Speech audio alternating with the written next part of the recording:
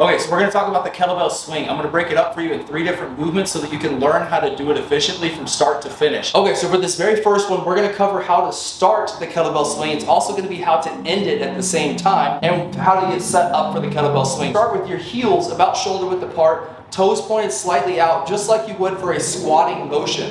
Your knees are going to be slightly bent, and you're going to keep them stuck in this slightly bent position. You do not squat, bend, or extend as you do a kettlebell swing. They stay locked in this bent position right here. My back will be flat, my core is tight, shoulder blades will be squeezed down into my back pocket, so back and down and together. This is the starting position. This is the exact tonicity that you want to have all the way through the movement going throughout this. So you keep your core tight, your shoulder blades in a safe position. What I'm going to do to start, I'm going to have the kettlebell when I bend over at about eye to nose level here. This is your starting and ending position. So my core is tight, back flat, shoulder blades in my back pocket. All I'm going to do for this first movement is I'm simply going to hike the kettlebell. Okay, so this is your starting and ending movement right here. So I'm going to pull it back, hike it, just like you see in American football. You're going to hike it back and back to start.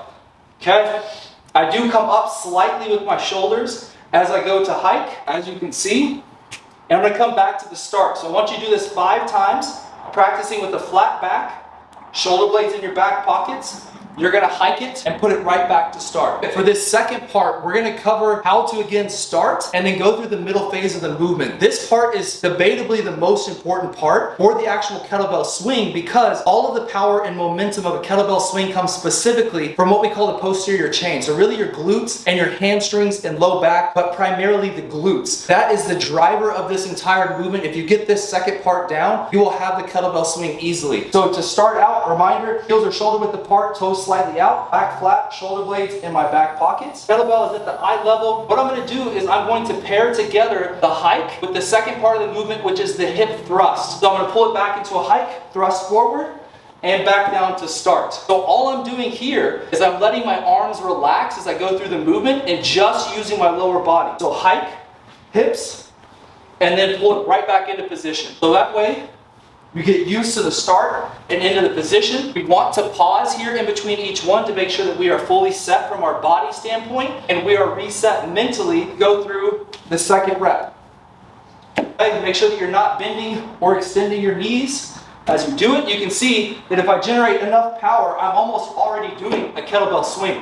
So you'll go through this movement 5 times. Back to start. All right, so for this very last one here, we're going to piece together the first 2 movements, add in the third one, and then we've got the full kettlebell swing. So I'm going to get into my starting position here. We're going to hike the kettlebell. We'll go through our hip thrust, but this time we're going to add in a little bit of upper body movement so we can get the kettlebell up to about eye level. So for this, starting out, kettlebell is at about eye level bent over. I'm hiking it, hip thrust, and now we're going to bring it all the way up to our eye level and keeping our shoulder blades in our back pocket. Arms stay relaxed for this. So you don't want to come through this and pull heavily with the arms because you want it to be all lower body. You're only activating your arms to get it through about midway point of the hip thrust all the way up to eye level. That's about the only time that your arms are really working is during this part right here. Now, what I want you to do is go through 5 of these all the way from start to finish. You are not stringing together 5 reps of a kettlebell swing. You're doing 5 of these. Hip thrust, eye level, and coming back down to start. So we have the hike, hip thrust, eye level, hip thrust, hike. And I want you to go through 5 of these, just like this. After you get done with all 5, because remember, you're pausing in between to make sure that your body is in position and that mentally you know exactly what to do. Once you have done all 5 of those, string together 5 all together. Because now that you've done that, you can just keep going through the kettlebell movement.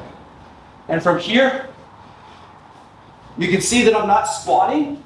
It is all hips and glutes. If I'm doing it correctly, my arms are relaxed as I come up to eye level. And it's all hips. And when I'm done, see, swipe it back, hiking it, back into position. That's the start and end. That's the kettlebell swing.